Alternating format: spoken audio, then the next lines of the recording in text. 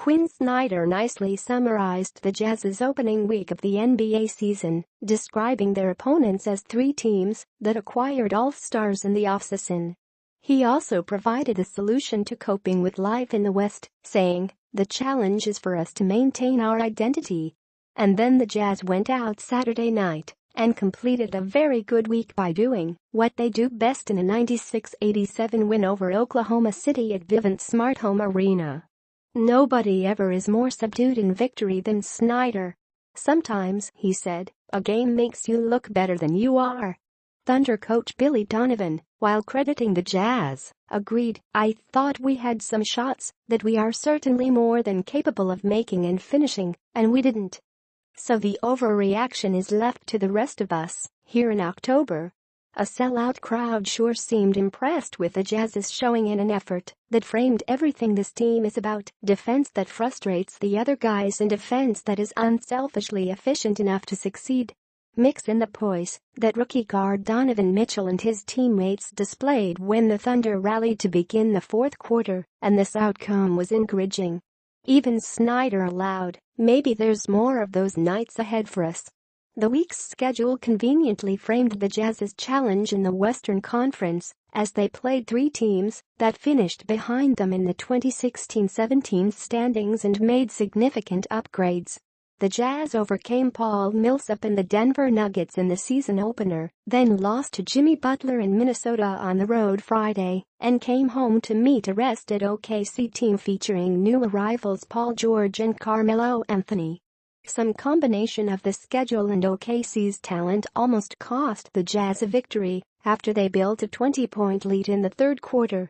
But they steadied themselves, earning a win that inspires some belief. Last season's 29-12 home record was not symbolic of a 51-win team. Saturday's effort came in the kind of game that only a good home team wins. It came on 5 for the fight night, and here's an important disclaimer: I'm not equating the Jazz's charitable effort to combat cancer, as advertised on their jersey sponsor patches, with winning a basketball game. Yet some connection is unmistakable. These guys are fighters, and their fourth quarter display of toughness followed a moment between periods when fans stood and showed the names of people close to them affected by cancer. The Jazz responded after OKC cut their lead from 17 points to 7 in the first 3 minutes of the quarter. The Thunder suddenly seemed capable of winning on a night when Russell Westbrook, George, and Anthony started a combined 5 of 25 from the field, and the visitors scored 19 points in the game's first 20 minutes. Article continues below. Related articles. Jazz defense finds a way to slow Thunder's Westbrook.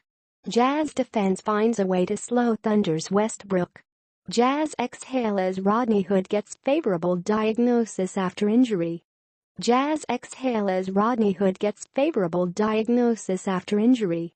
Jazz defense shuts down Thunder on way to 96-87 victory. Jazz defense shuts down Thunder on way to 96-87 victory. But then Mitchell, having started in place of the injured Rodney Hood, drove for his only basket of the game and assisted Derek Favors' jumper to make it 80-69. The Thunder never threatened again. Ricky Rubio cost the Jazz a point with a lane violation on Steven Adams' free throw miss. He also owes 18,300 people a chicken sandwich, as Adams' extra attempt voided the promotion that kicks in when an opponent misses consecutive foul shots in the fourth quarter. As consolation, Rubio made a clinching shot on the Jazz's next possession.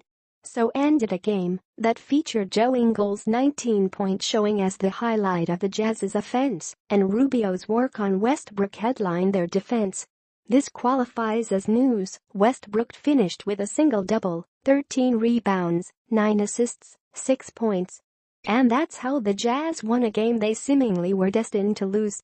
At some point, I made a notation of leg on, to be updated when the Jazz fell behind in the second half.